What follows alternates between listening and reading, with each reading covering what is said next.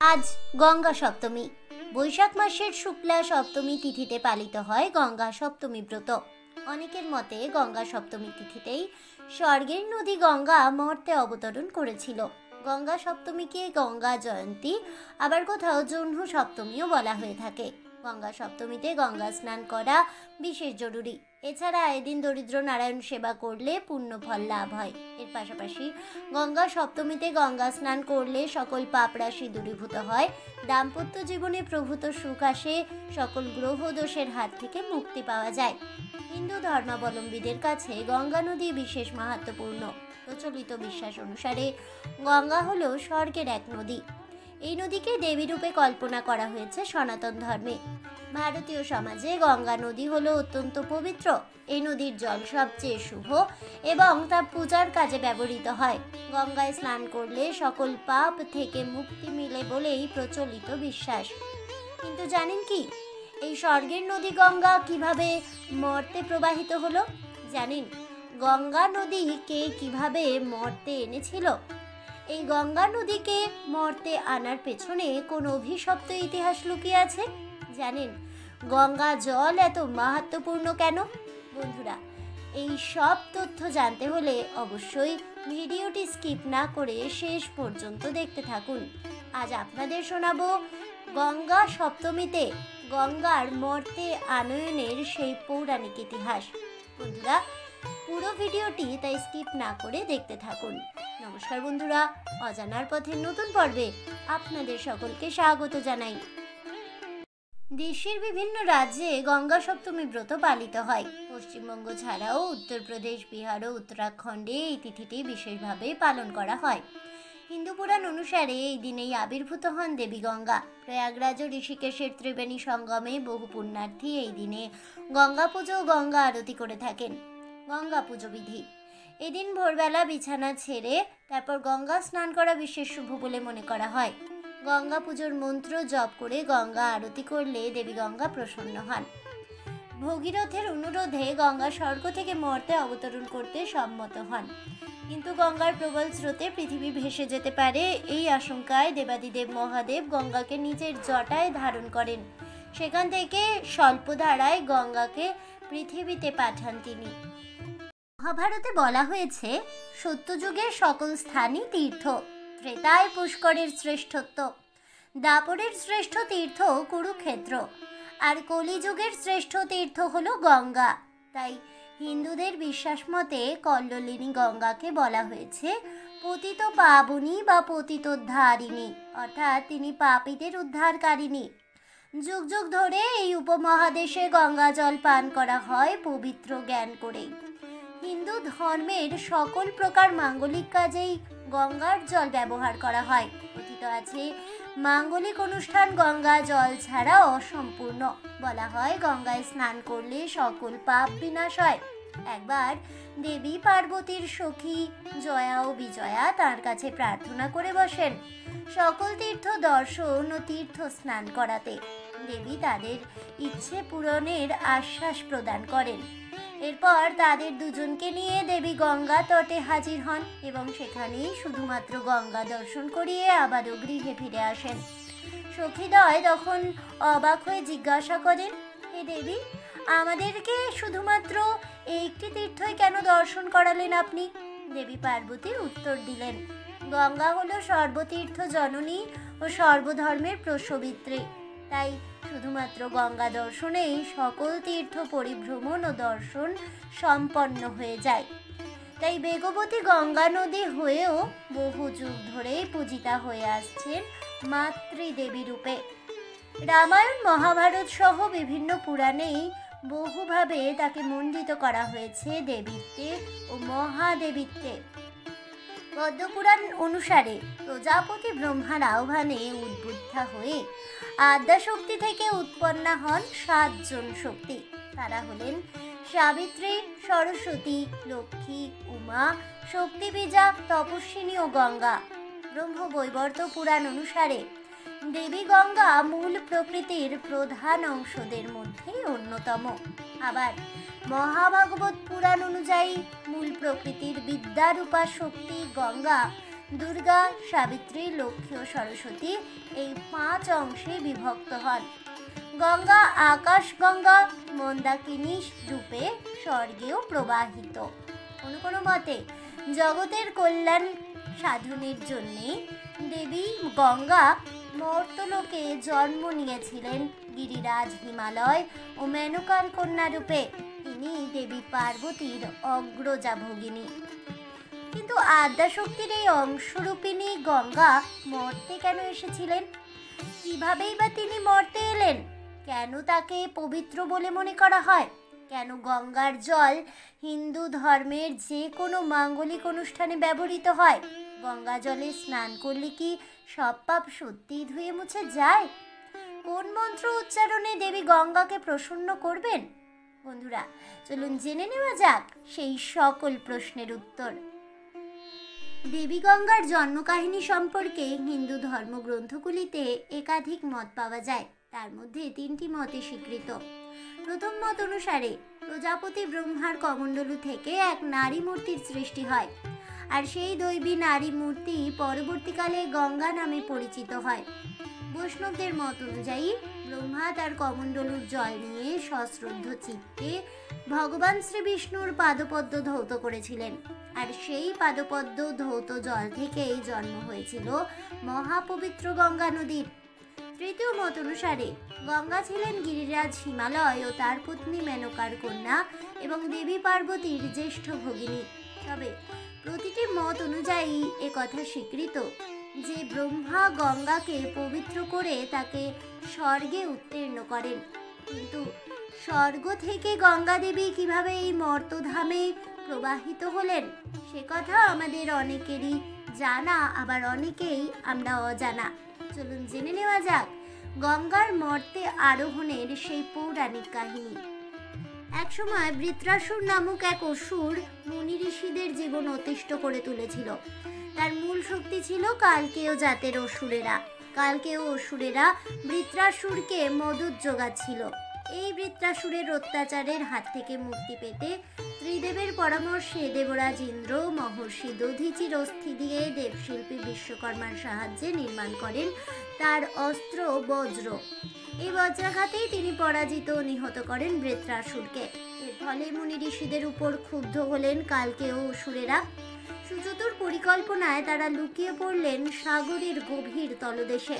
গভীর রাত্রে তারা সমুদ্র থেকে উত্থান করে পৃথিবীতে ধ্বংসযজ্ঞ চালাতে শুরু করলেন।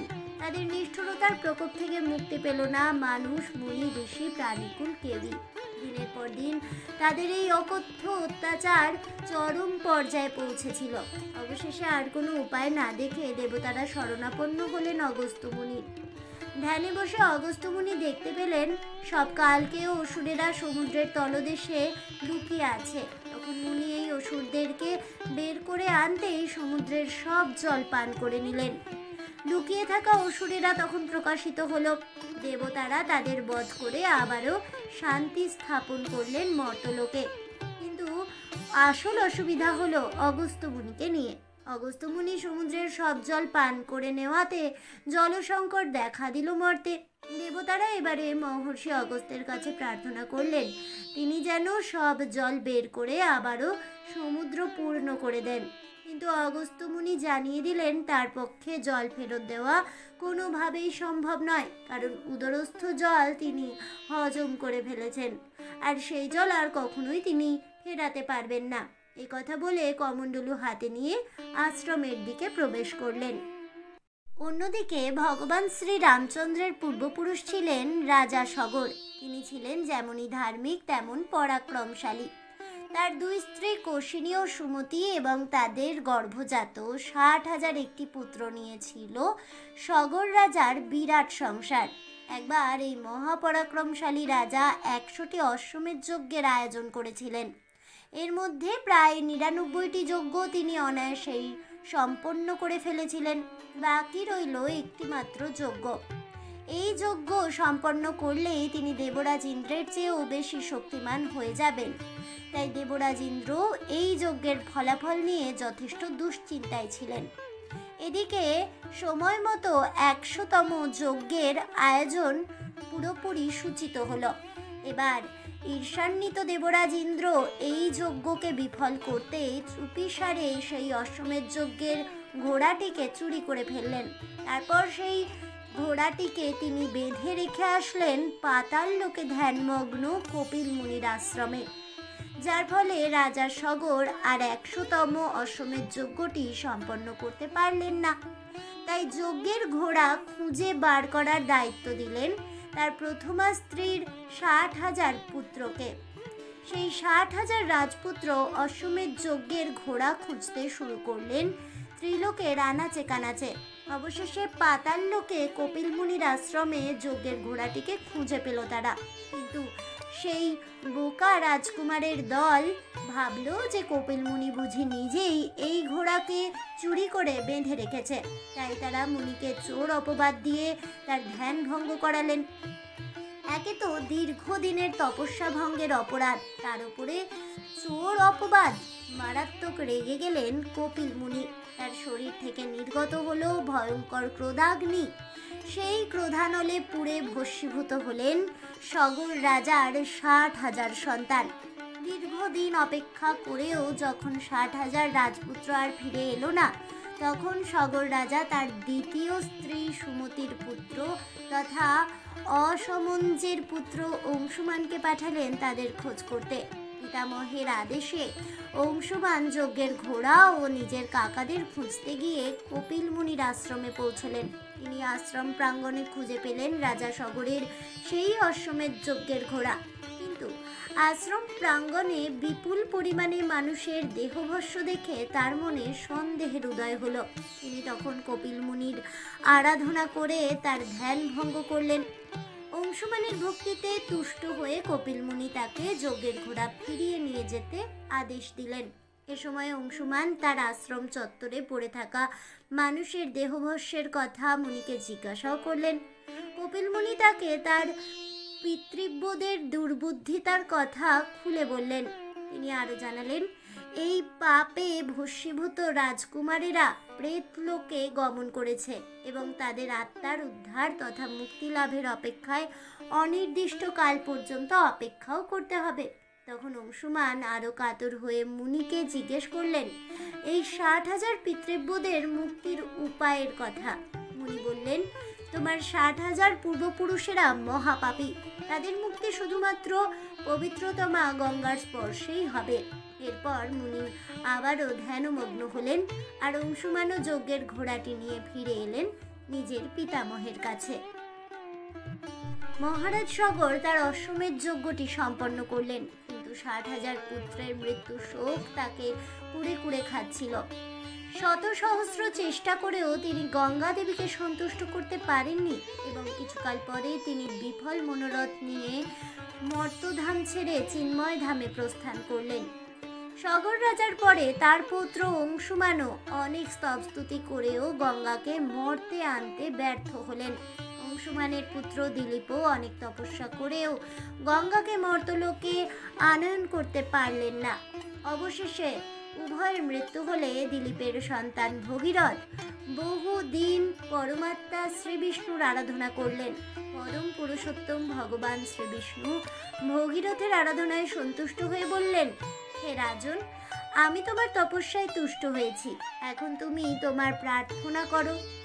তখন ভগীরথ বললেন, হে ভগবান, আমার পিতৃপুরুষেরা ব্রহ্মশাপে ভস্মীভূত হয়েছেন, তাদের উদ্ধারের জন্য গঙ্গা দেবীকে আমি মর্তে আনয়ন করতে চাই, যিনি বর্তমানে প্রজাপতি ব্রহ্মার কমণ্ডলুতে বসবাস করেন। সেই গঙ্গা এখন আপনার তনুতে অনুগতা রয়েছেন। হে প্রভু, আপনি যদি কৃপা করে দ্রব্যময়ী গঙ্গাকে তনু হতে বহিঃপ্রকাশ করেন, তবেই আমার পিতৃপুরুষেরা মুক্তি লাভ করবে। হে জগন্নাথ, হে কৃপাময়, আপনি এই বর প্রদান করলেই আমি কৃতার্থ হব। তখন শ্রী বিষ্ণু বললেন, হে বৎস, আমি তোমার মনস্কামনা পূর্ণ হবার বর প্রদান করছি। তুমি মা গঙ্গাকে ও দেবাদিদেব মহাদেবের একসাথেই আরাধনা করো। এর ফলেই তুমি গঙ্গা দেবীকে মর্তে প্রবাহিত করার উপায় জানতে পারবে। এ কথা বলেই ভগবান বিষ্ণু অন্তর্হিত হলেন। এরপর রাজা ভগীরথ হিমালয় পর্বতের সুউচ্চ শিখরে বসে সহস্র বৎসর ধরে কঠোর তপস্যা করলেন। এতে মা গঙ্গা সন্তুষ্ট হয়ে রাজা ভগীরথকে দর্শন দিলেন এবং তার অভিলাষিত বর প্রার্থনা করার কথা বললেন। তখন ভগীরথ দেবীকে সাষ্টাঙ্গ প্রণাম করে বললেন, হে মা গঙ্গা, হে শিব মোহিনী, যদি আমার প্রতি আপনি তুষ্ট থাকেন তবে আপনি ভগবান বিষ্ণুর চরণ কমল থেকে প্রকাশিত হয়ে ধরণীতলে আগমন করুন। ধরণীতলের বিবর পথ দ্বারা গমন করে ব্রহ্মকোপানলে ভস্মীভূত আমার পিতৃপুরুষদের উদ্ধার করুন। তখন দেবী গঙ্গা বললেন, হে বৎস, তাই হবে। আমি শ্রী বিষ্ণু পাদপদ্ম হতে নিঃসৃত হয়ে তোমার পিতৃপুরুষগণকে উদ্ধার করব, কিন্তু তার আগে তোমায় দেবাদিদেব মহাদেবকে প্রসন্ন করতে হবে। তার আজ্ঞা ছাড়া আমি কখনোই ধরাতলে গমন করতে পারবো না। তাছাড়াও স্বর্গ থেকে আমি প্রবলভাবে মর্তে আগমন করলে সমগ্র মর্তলোক প্লাবিত হবে, সমগ্র সৃষ্টি আমার গর্ভে বিলীন হওয়ার আশঙ্কা হবে। তাই আমার গতিকে নিয়ন্ত্রণ করার জন্য তোমায় দেবাদিদেব মহাদেবের কৃপা ছাড়া আর কোনো উপায় নেই। তিনি প্রসন্ন হলেই তুমি এই গিরি শিখরে দাঁড়িয়ে মেঘ গর্জনের মতো শঙ্খ নিনাদ করলেই আমি বৈকুণ্ঠ ধাম হতে বেগবতী হয়ে ব্রহ্মাণ্ড ভেদ করে ধরাতলে অবতরণ করব।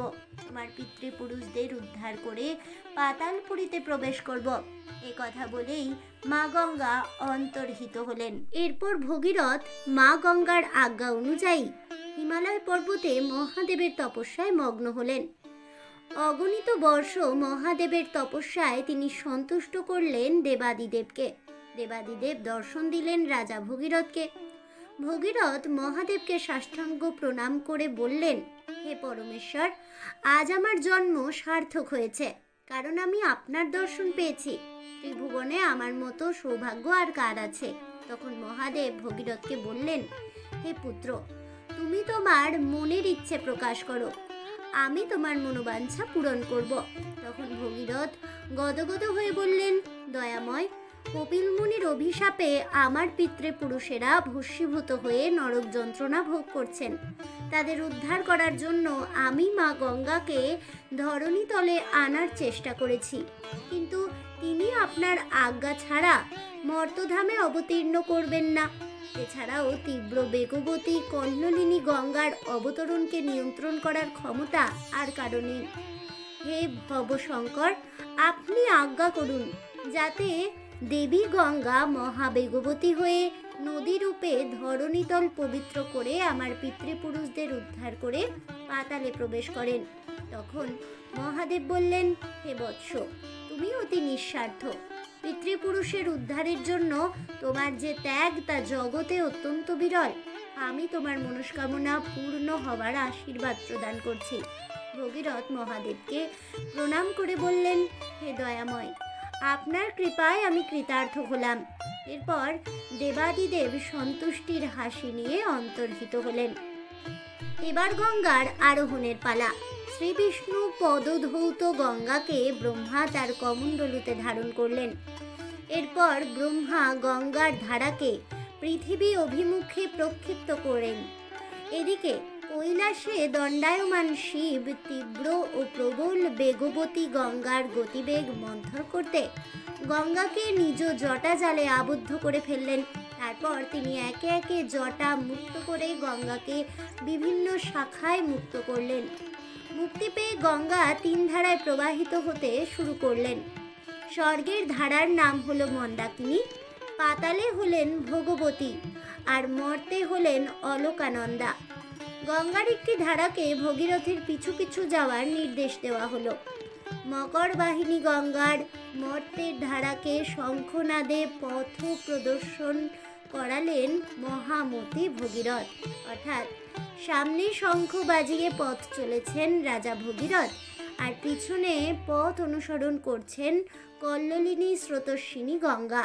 গঙ্গার স্পর্শে মর্তলোক আনন্দে মুখরিত হয়ে উঠল। মরুভূমি হয়ে উঠল সবুজ শস্য শ্যামলা। বন বনাঞ্চল শোভিত হলো পুষ্পপত্রে। পাখির কলরবে মুখরিত হলো চতুর্দিক। মর্তবাসীর পূজা, আরতি, উলুধ্বনি, শঙ্খধ্বনি, নৃত্য আর সঙ্গীতে আকাশ বাতাস মুখরিত হলো। বেগবতী গঙ্গা সামনে যা কিছুই পেলেন তার সব কিছুই ভাসিয়ে নিয়ে চললেন ভগীরথের পথ অনুসরণ করে।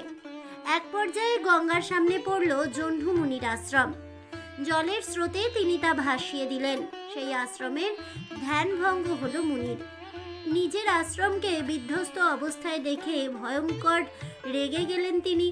সেই রোষানলে এক মুহূর্তের মধ্যেই এক চুমুকে গঙ্গা জল পান করে ফেললেন, অর্থাৎ মুনির জঠরে বন্দী হয়ে গেলেন মা গঙ্গা। এদিকে শঙ্খধ্বনি করতে করতে ভগীরথ কিছু দূর গিয়ে দেখলেন গঙ্গা আর নেই। মাথায় তো আকাশ ভেঙে পড়ল তার। তারপর কিছু দূর পিছন ফিরে গিয়ে দেখলেন জহ্নু মুনির আশ্রম জলে জলমগ্ন। তার বুঝতে বাকি রইল না যে আসল ঘটনা কি। কোনো উপায় না দেখে জহ্নু মুনির চরণতলে লুটিয়ে পড়লেন ভগীরথ। অনেক কাকুতি মিনতি প্রার্থনা করার পর অবশেষে জহ্নু মুনির ক্রোধকে শান্ত করলেন তিনি। ভগীরথের প্রার্থনায় খুশি হয়ে মুনিবর তার জানু ভেদ করে গঙ্গাকে মুক্ত করলেন।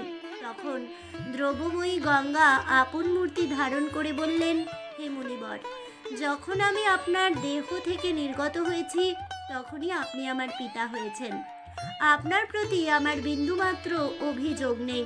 হে পিতা, জহ্নু মুনির জানুদেশ থেকে নির্গত হওয়ার কারণে আমি জাহ্নবী নামে জগৎ সংসারে বিখ্যাত হব। যে ব্যক্তি জাহ্নবী নাম স্মরণ করবে তার পাপ তাপ অচিরেই দূর হয়ে যাবে। শুরু হলো আবারও গঙ্গার পথ চলা। পথ চলতে চলতে একসময় ভগীরথ পথের দিশা হারিয়ে ফেললেন। গঙ্গা দেবীও সগর রাজার বংশধরের অন্বেষণ করতে করতে পরম বেগ ধারণ করে দক্ষিণ দিকে গমন করতে লাগলেন।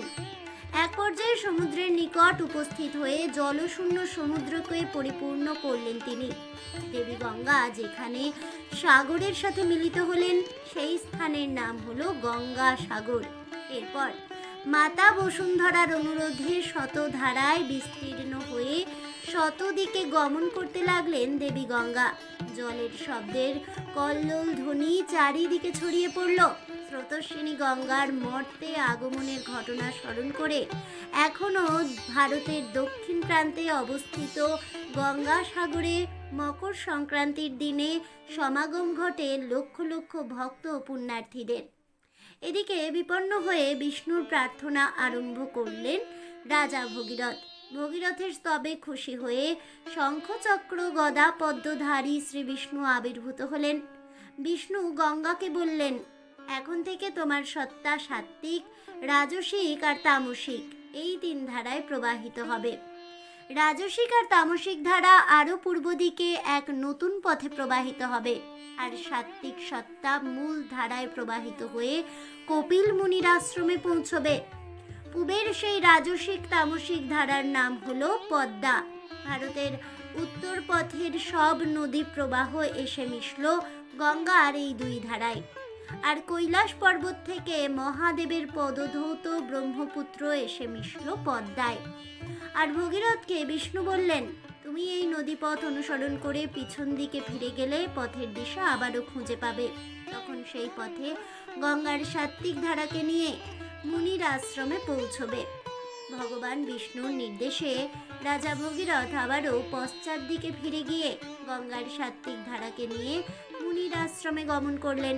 কপিল মুনির আশ্রমে উপস্থিত হলে মহর্ষি কপিল গঙ্গা দেবীকে মাতৃজ্ঞানে আহ্বান জানালেন। তখন জাহ্নবী জিজ্ঞাসা করলেন, মহর্ষি, সগর সন্তানগণ কোন স্থানে ভস্মীভূত হয়েছেন? মুনিবর বললেন, হে জননী, দেখুন ভস্মরাশি স্থানে স্থানে ছড়িয়ে ছিটিয়ে রয়েছে। গঙ্গা সেই ভস্মরাশি দেখা মাত্রই তা জলপ্লাবিত করলেন। ভস্ম সকল গঙ্গার জল স্পর্শের মাত্রই চারু চতুর্ভুজধারী হয়ে দিব্য রথে আরোহণ করে ব্রহ্মলোকে গমন করতে লাগলেন। পিতৃপুরুষগণের মুক্তি লাভ দর্শন করে আনন্দে নৃত্য করলেন ভগীরথ। আর গঙ্গার জয় জয়কার ধ্বনিত হতে লাগলো চতুর্দিকে। ভগীরথ রোমাঞ্চিত হয়ে পুনরায় শঙ্খধ্বনি করলেন।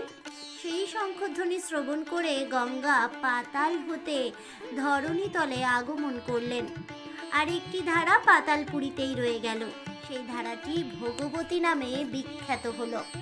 আর ভগীরথের নাম থেকে গঙ্গার সাত্ত্বিক ধারার নাম হলো ভাগীরথী। এভাবেই মা গঙ্গা দেবী, যিনি শ্রী বিষ্ণু পাদপদ্মে বসবাস করতেন, তিনি সর্বলোকের হিতার্থে পৃথিবীতে আগমন করলেন। গঙ্গা স্নানে কি সকল পাপ দূর হয়? এই প্রশ্নের উত্তরে একটি ঘটনার কথা উল্লেখ করা যেতে পারে। একবার আদিযোগী শিব তার পত্নী পার্বতীকে নিয়ে আকাশপথে কৈলাস পর্বতে যাচ্ছিলেন। পথে তারা দেখলেন গঙ্গা নদীতে অনেক ব্যক্তি পাপমুক্ত হওয়ার আশায় গঙ্গা স্নান করছেন। এত লোকের একসাথে গঙ্গা স্নান করা দেখে পার্বতী অবাক হয়ে গেলেন। তিনি মহাদেবকে জিজ্ঞাসা করলেন, এই যে এত লোক একসাথে গঙ্গা স্নান করছেন, তারা কি সকলে পাপমুক্ত হচ্ছেন? এই প্রশ্ন শুনে শিব বললেন, চলো আমরা নিজেরাই এর উত্তর খুঁজে দেখি। তখন শিব গঙ্গা নদীর তীরে সব অর্থাৎ মৃত সেজে শুয়ে পড়লেন। পাশে বসে পার্বতী সদ্য বিধবা সেজে তথা ধূমাবতীর রূপ নিয়ে বিলাপ করতে শুরু করলেন। গঙ্গা স্নান করে অনেকেই তাদের পাশ দিয়ে পেরোচ্ছিলেন।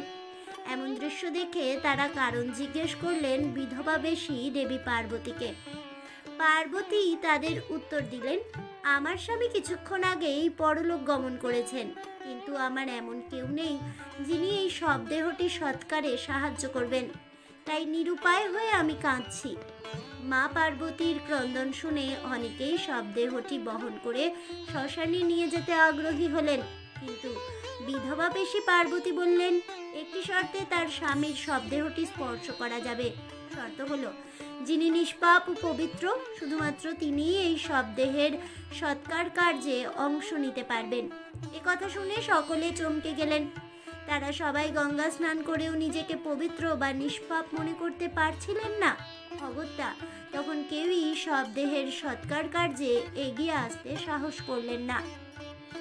এই ঘটনায় এক মহাপাপী সেই পথ দিয়েই যাচ্ছিলেন। বিধবা বেশী পার্বতীর কান্না শুনে এগিয়ে এলেন। তিনি জিজ্ঞেস করলেন, হে মাতা, আপনি কেন ক্রন্দন করছেন? বিধবা বেশী পার্বতী পুনরায় তাকে আগের সব কথা খুলে বললেন।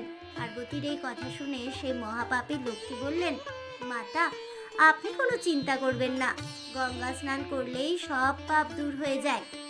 আমি স্নান করে এসে সব দেহের সৎকারের ব্যবস্থা করছি। এ কথা বলেই লোকটি দ্রুত গঙ্গা স্নান করতে গেলেন এবং ফিরে এসে দেখলেন সেখানে সবটি নেই, আর সেই ক্রন্দনরতা বিধবাও নেই। ততক্ষণে সবরূপী শিব এবং বিধবা বেশী পার্বতী আবারও আকাশপথে যাত্রা শুরু করেছেন। ভগবান শিব এবারে শীত হেসে জিজ্ঞেস করলেন, তাহলে বুঝলে?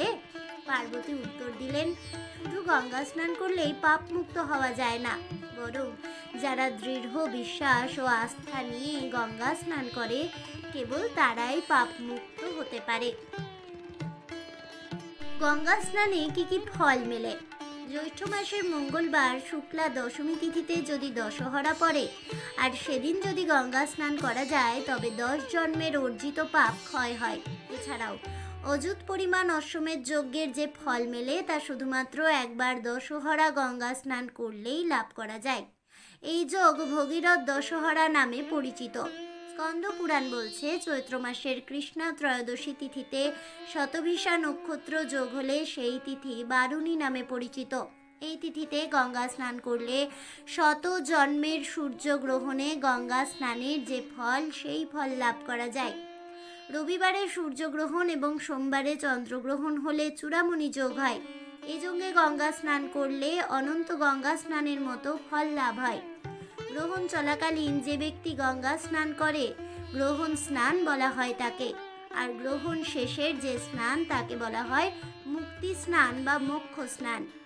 পুরাণে বর্ণিত আছে, সূর্যগ্রহণকালে হরিদ্বারে গঙ্গা স্নান পুণ্যদায়িনী, প্রয়াগ, পুষ্কর, গয়া এবং কুরুক্ষেত্রের মতোই পুণ্যদায়িনী হয়। ফাল্গুন মাসের শুক্লপক্ষের যে দ্বাদশী তিথিতে গোবিন্দ দ্বাদশী পড়ে, এই দ্বাদশী মহাপাপ নাশিনী। এই তিথিতে গঙ্গা স্নান করলে মহাপাপও নাশ হয়ে যায়। পুনর্বসু নক্ষত্র ও বৃষ লগ্নে যদি চৈত্র মাসের শুক্লা অষ্টমীতে যোগ হয়, তাহলে এই যোগে ব্রহ্মপুত্রে স্নান করলে সকল পাপের হাত থেকে মুক্তি লাভ করা যায় এবং সকল তীর্থস্থান পরিভ্রমণ ও স্নানের ফল লাভ হয়। পৌষ মাসের অমাবস্যা তিথিতে মূলা নক্ষত্র যোগ হলে নারায়ণী যোগ তৈরি হয়। এই যোগে গঙ্গা স্নান করলে 3 কোটি কুল পর্যন্ত উদ্ধার হয়ে যায়। এবার চলুন শুনে নেওয়া যাক মা গঙ্গার সেই মন্ত্র, যে মন্ত্রে তিনি সন্তুষ্ট হন। সদ্য পাতক হন্ত্রী, সদ্য দুঃখ বিনাশিনী, সুখদা মুখ্যদা গঙ্গা, গঙ্গৈব পরমাগতি। এর অর্থ, যিনি তৎক্ষণাৎ পাপ হরণ করেন, দুঃখ বিনাশ করেন, সুখদাত্রী মুখ্যদাত্রী গঙ্গা, সেই গঙ্গাই আমার পরম গতি। আজ এ পর্যন্তই। জয় মা গঙ্গার জয় হোক, জয় হোক দেবাদিদেব মহাদেবের, জয় হোক ভগবান শ্রী বিষ্ণুর। এই বলে আমার আজকের ভিডিওটি আমি এখানেই শেষ করছি।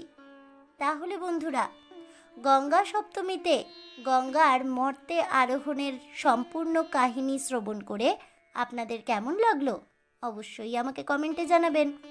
ভিডিওটি ভালো লেগে থাকলে লাইক শেয়ার করতে ভুলবেন না। আমার চ্যানেলের নতুন বন্ধু হয়ে থাকলে চ্যানেলটিকে সাবস্ক্রাইব করে দেবেন, পাশে থাকা বেল বাটনটি প্রেস করে রাখবেন নতুন ভিডিওর নোটিফিকেশন পাওয়ার জন্য। ফিরে আসছি পরবর্তী গল্প নিয়ে। ততক্ষণ সবাই ভালো থাকুন, সুস্থ থাকুন আর অবশ্যই সঙ্গে থাকুন আর দেখতে থাকুন অজানার পথে।